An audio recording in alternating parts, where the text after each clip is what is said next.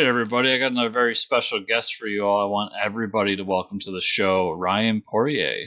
Welcome to the show, Ryan. Thank you.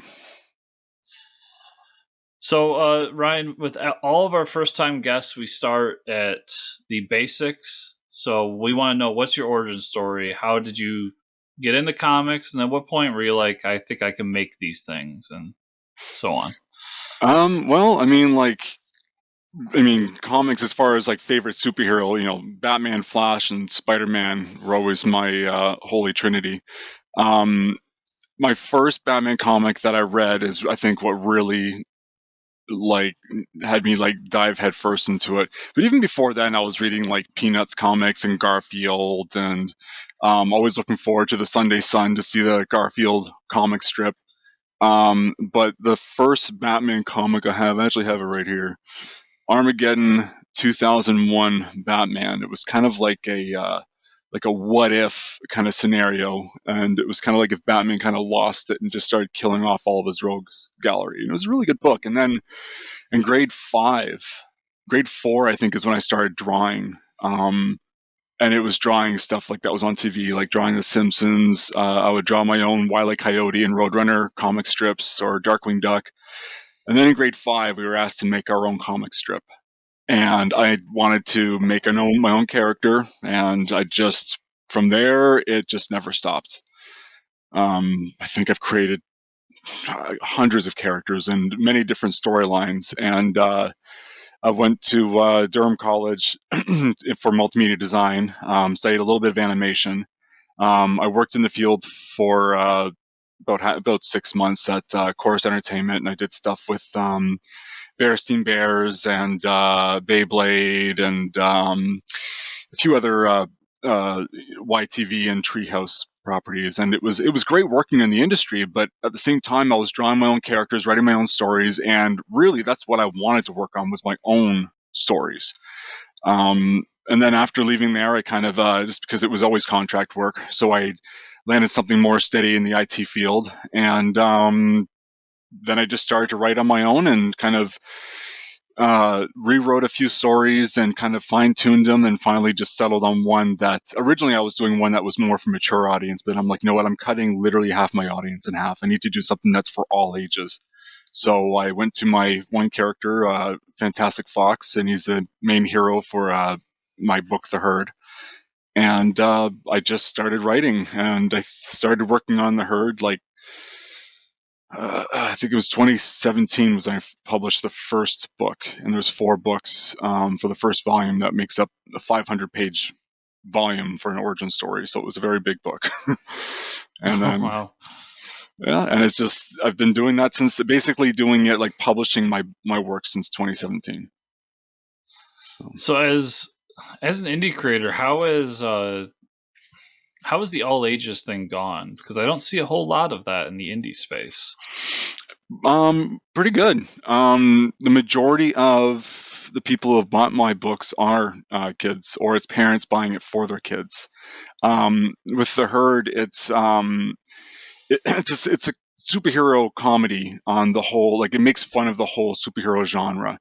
And it's about this. I've always liked anthropomorphic characters. Like, I've always been, my biggest inspiration was, like Looney Tunes and Mickey Mouse, and then the Ninja Turtles, and just anthropomorphic characters. And it's just because there's a whole level of character attributes you can then add to a character that's just a guy with superpowers or a girl with superpowers. Like, if they're an animal, there's a whole other list of character traits you can go in that and make jokes off of, and it's more appealing to the audience. Your design,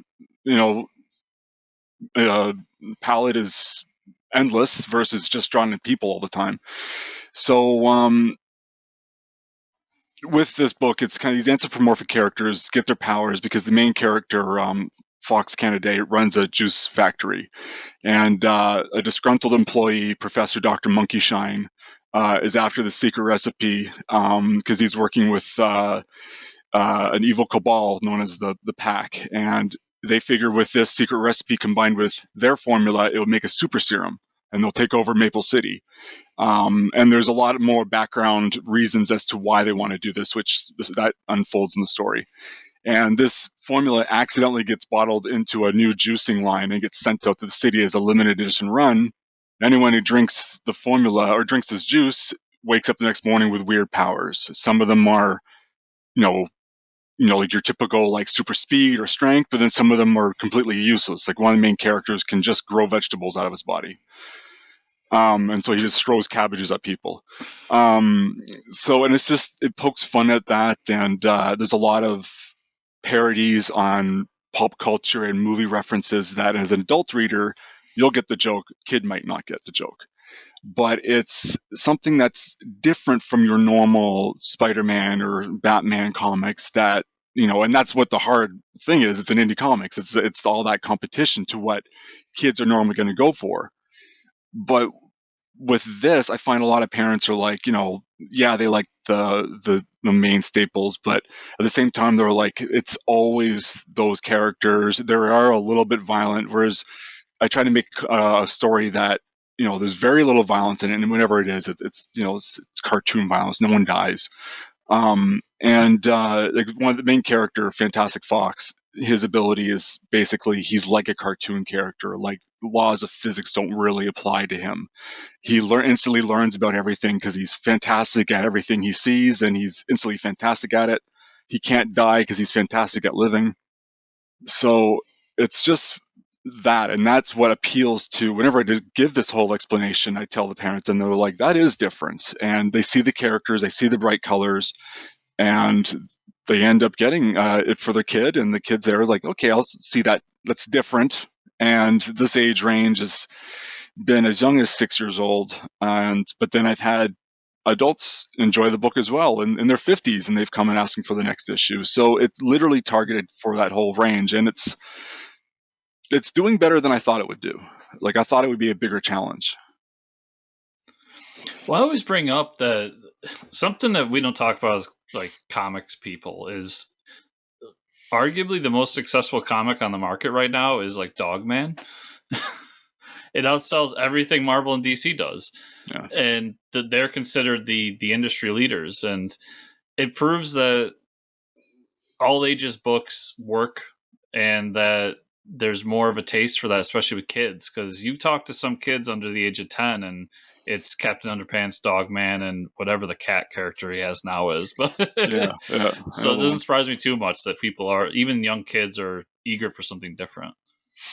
Yeah, and it's a new generation getting into it. These kids come up, they see it, and they're like, they end up telling me their story. I just did a convention yesterday, the Oshawa Comic Con. It was nice to be back doing these conventions again, because it's been, the last one I did was November 2019, so it was a big gap. And since that last one, I've written 4 more books, so it was a nice thing to have and come back with. But usually when I talk to these kids, they're working on writing their own stories, and they tell me, what was their inspiration, and they ask for little hints and tips on what to do and stuff like that, and how to self-publish. And so it's nice to see that new generation still being big into comics. It's nice to see it's not a dying art. No, and that's another thing I bring up all the time is that I love that more of these all ages books are popping up, because as much as I go on and on and on about my favorite comic of all time is Dark Knight Returns and how amazing it is, I'm not going to give that to an 8-year-old. I might.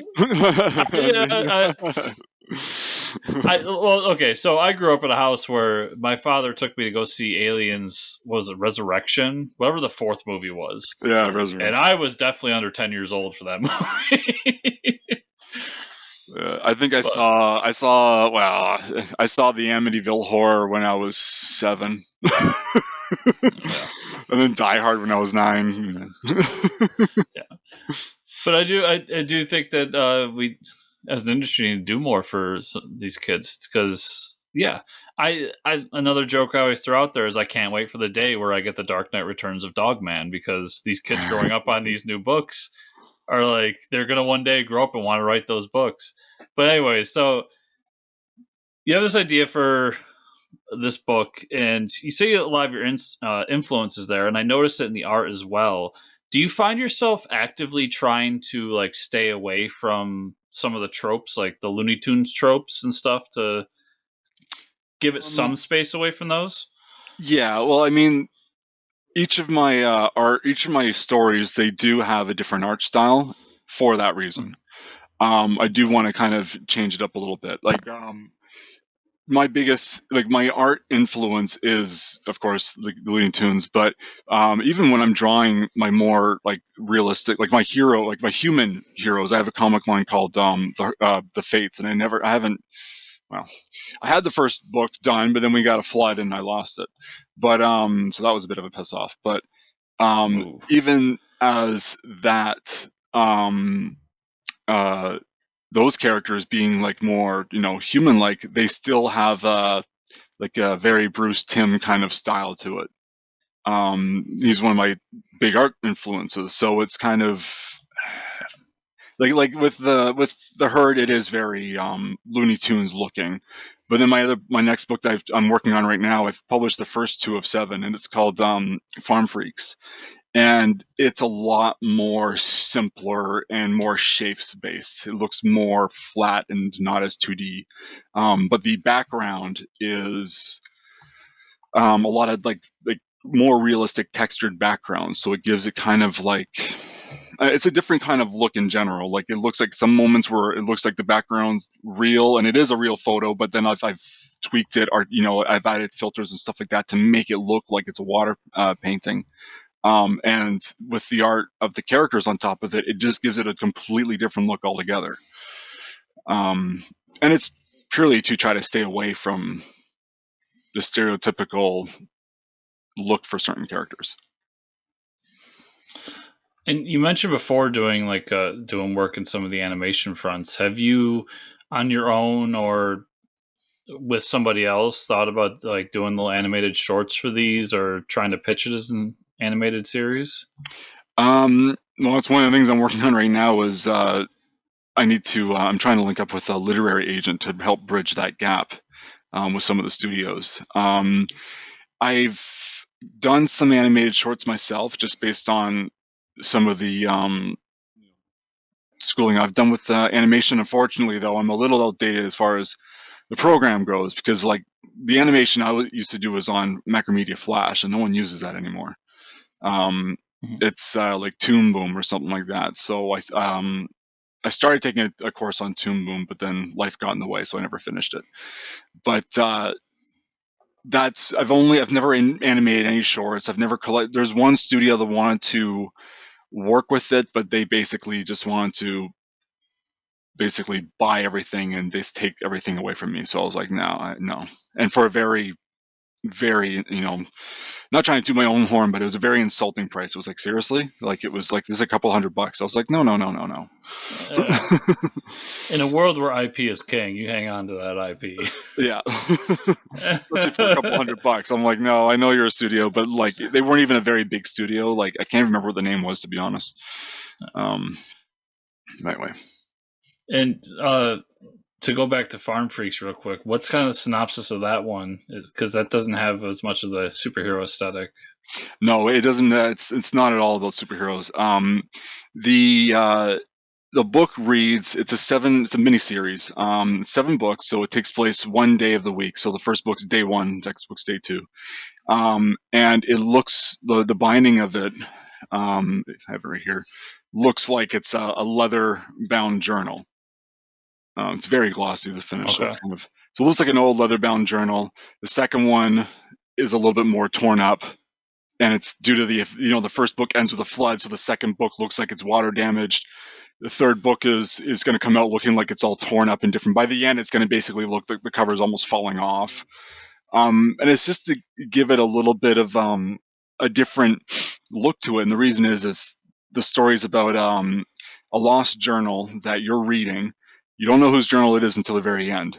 But it details the events of these group of animals that are crazy. No one can really handle them. They have their own weird quirks. Like, there's a pig with wings, and his name's Connor, and he thinks he can fly, but no one's ever seen him do it. Morgan the horse is a witch. Scramble the chicken lays explosive eggs. curdled the cow. He's a male cow, but he's got an udder like a female cow, so he likes to helicopter it. There's a duck who's kind of like a nod to Hannibal Lecter. His name's Dr. Han E. Bell Quacker, and he's bound up, and he likes fried chicken. And there's a cat who's Curdled's girlfriend, and they don't ask. No one wants to ask what the physics are like for that. It's a no touch talk situation, but she thinks she's a monkey. Her name's Hannah Banana. So these group, no one can handle them, and they're sent from farm to farm to farm, and they're finally sold off to this farm called Melicani Meadows, and it's very drab and gray, and it's run by this no nonsense bull named Boris. And he's got a little rat that named Yuri, and he kind of like rats on everyone, kind of keeping them in line. And it's kind of like an asylum for these animals, but it's like their last chance at redemption before they're sent to the slaughterhouse. And I mean, it's not dark, but undertone, that's the message kind of a thing, because it is meant for kids. And so basically it's them living on this farm and trying to fit in, but they start to peel back the layers and realize that this farm is full of secrets and is even crazier than they are. And then the whole thing eventually leads up to a big alien invasion and massive exploding vegetables. And so, yeah, it's going to be a 7-part series. I think you just sold one copy because that sounds awesome.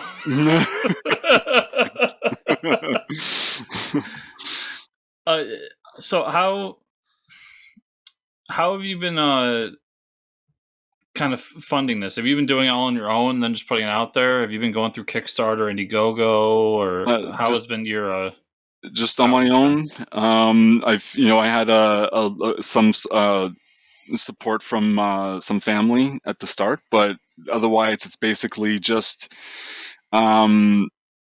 everything that I make from these conventions and book sales, I just put it right back into the business, and basically, so I never did any Kickstarter. I was going to at one point, and then I was like, I think I can just do this on my own. And I did another couple conventions, and then I was able to do it. So. And have you been noticing like repeat customers? Like each issue keeps getting people coming back? Yeah, there was. The problem was that we had the big pandemic, so it's harder to sell indie comics online than it is in person. A lot of times when it's bought online, usually it's through someone that I know. It's only been a couple of instances where it was someone that just bought it just from my advertising. But when doing the conventions, though, I do have return customers asking for the next issue. So I mean, during the pandemic, though, it wasn't a total loss. The Herd won a contest recently for the Winning Writers North End Book Prize. I just got the award like a couple weeks ago. So it was kind of a nice little pick me up during this Downs session. So that was kind of cool. Yeah, it's been a rough time.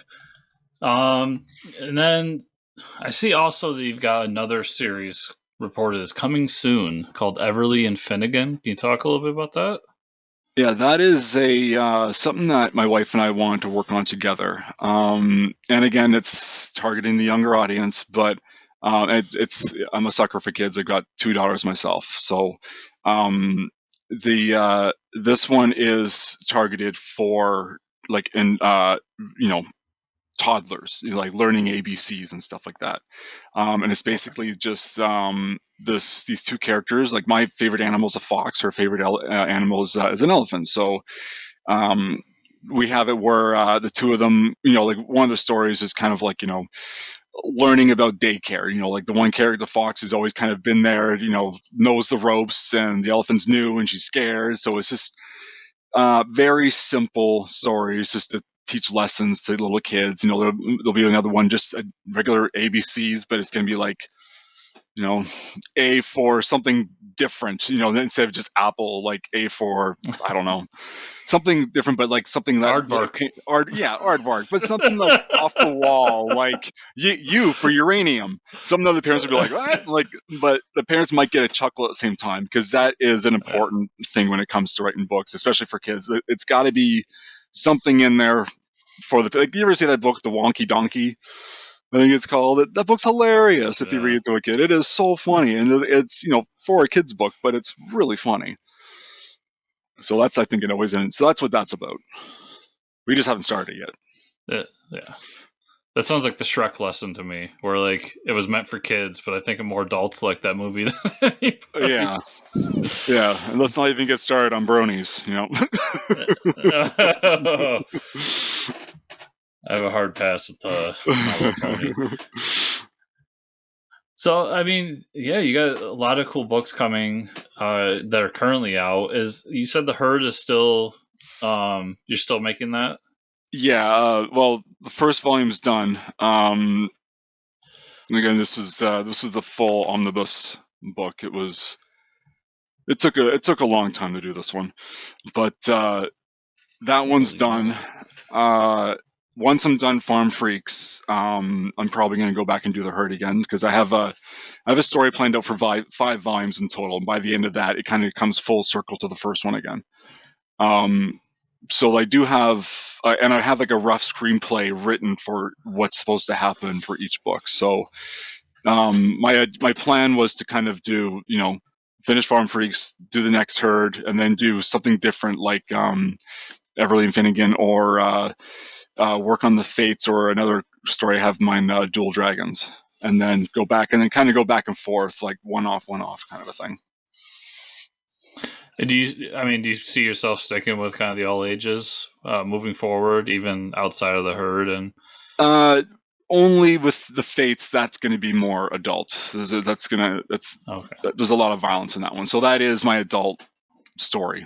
But all the rest is meant for all ages, because I figured, it's great telling an adult story, and I have a great adult story, but at the same time it's really limiting your audience. And a lot of these Comic Cons, there's a lot of kids who are coming in, and that's like, well, their parents are looking for something different, and that's kind of where I'm trying to tap into. Yeah, I noticed that. I mean, obviously it's been a few years, as you said, but I noticed at cons a lot of that. People going there with children's books now, trying to sell their like indie children's books, and they're swamped a lot of times because everything you just said. So I see on your website here, you've got everything up here for sale, digital, physical, all of that. Do you also have your stuff up on like Comixology or any other websites like that? I have Amazon is on there, Google, the Google Play. Comixology I was having an issue with, and it was the format wasn't 100% what their standard was. They were like, it's because the way the Herd was actually written on that obsolete program, Flash, Macromedia Flash. It's because I first designed the characters on that, and it's that vector image that gives my books the look that I like working with. And I find that program great still, even though no one uses it for animation. It's great to draw with, and really easy to do page layouts. So that's just what I've been working with. But it's exporting the images. I can't. It won't export it to the right BMP size, basically, or even the right file extension that Comixology needs. I was able to, but it was still not 100%, what they prefer it to be. So it meant me kind of basically going back and reformatting a 500-page book, and I just didn't feel like doing it. I was like, later. Yeah, sounds like a lot of work. Yeah. But it is up on Amazon. It is on like Kindle. Amazon. Yep, and Kindle as well. Okay, because I know recently this has been a big conversation with Comixology doing their big update, but that was part of it, was that they were kind of merging Kindle and Comixology into one thing. So I'll be interested to see if some of those books like that. Maybe I'll use your book as a test subject. See if I can get it on my Comixology. I'm curious now if they're actually maybe merging. I'm going to try it again because it was like a few months ago, so maybe I'll try it again. Yeah, they did a big update, and I did notice because I had some weird Kindle book. I think I had like the original Star Wars omnibus that Dark Horse put out, not even the Marvel one. that just randomly appeared on my Comixology after that big update, and I know that was part of it. Was they're merging everything together because synergy and buzzwords. Yeah. So the original canon stories, you mean? Yeah, good stuff. Green Vader, Jackson, stuff I love. Yeah, that we'll never see. Hey, I got a Jackson action figure, so I'm happy, man. I saw Cad Bane showed up. I'm happy. Of all the things I did, I lost it when that showed up. I've been loving these past Spoilers. 3 years because you're probably in the same boat as me. Like I watched all of Clone Wars, I watched Rebels, I love that stuff. But I was like, oh, it'd be so cool if this was ever in live action, but that'll never happen. I keep saying this, and then they happen, and I just get happier. Yeah. And now everybody's just like, Ahsoka, oh my god, this is a cool character. It's like, I've been telling you people this for a while now, and nobody listened to me. But I think they listened to the fan who they wanted as cast. Like, she's perfectly cast, and I always thought that she was, her name's escaping me right now. Dawson. Rosario Dawson. I love Rosario. Yes. I know, and I always thought, I'm like, oh my god, she would play perfect for that. And then when they cast it, I was like, wow, there you go. Yeah. So, Star Wars aside, did we miss any of your books? We talked about The Herd, we talked about Animal Freaks, and Everly and Finnegan. Was there anything I missed? Not that I have actually like available. The only other thing I have like written that's available is in my it's kind of another project I kind of want to do as a book, but it was be one that would have to work with an editor to properly, because I've never written kind of like what are those words called? Not biology, but like my memoirs thing. Memoirs, okay. And that would just be because in my blog I have a section called Blaunted, the haunted blog, and I used to do ghost hunting, and I've grown up in a few haunted houses. And I'm a bit of a medium myself. Like I'm very clairvoyant, so I can go into a location, and if it's haunted, I can tell you all about it. Basically, like who is haunting it, what they look like. I can draw what they look like, and I'm like 90% accurate most of the time. But with all those experiences, I started to write a blog with them, and then I just kind of trailed off. I never finished it. But it was something I was thinking about doing, is writing a book with all these stories to put together, just as kind of like a horror story, I guess. But I guess so, like just a ghost story book. So just because I know there's an audience for that as well. But it's just I have a lot of terrifying stories that I could easily write a book about. Yeah, there's like 37 seasons of Ghost Hunters or whatever that show is called, so I'm sure there's yeah. do you do all that stuff? Do you bring out all the equipment and whatnot and like sit there and go through it, or? I used to. I was part of a group when we had a show that was almost on OLN. It was called Beyond Dead. And things just kind of fizzled and fell apart towards the end. It wasn't what the intent of the show was going to be. Got changed during production, and it just kind of fell apart. But we did do all that stuff, sitting in houses and with all the equipment, and we had a really good psychic working with us. Like the police have used her like for cases and stuff. So it was amazing. But like I stopped doing it not long before my first daughter, just because it was following me home. I would come home and there was a dead person standing in my room, and I was like, no. So it was following me home, and it was starting to make my life a living hell. So I just kind of cut it out and gave up on it. But that's not to say I wouldn't do it again, because it is a thrill. It is a scare that I like. It's a different kind of adrenaline junkie that I have for, like, I don't want to do skydiving, but not even a fake haunted house is like the House of Frankenstein and Niagara Falls. Forget it. I will not go in there because I know someone's going to jump on me. But put me in a house of the real demon, no problem. That's you have kids, you gotta give some stuff up. It's like my father likes to remind me all the time that when I was born, he had to sell his motorcycle. He got it back later on in his life, but he had to sell it when I was born. The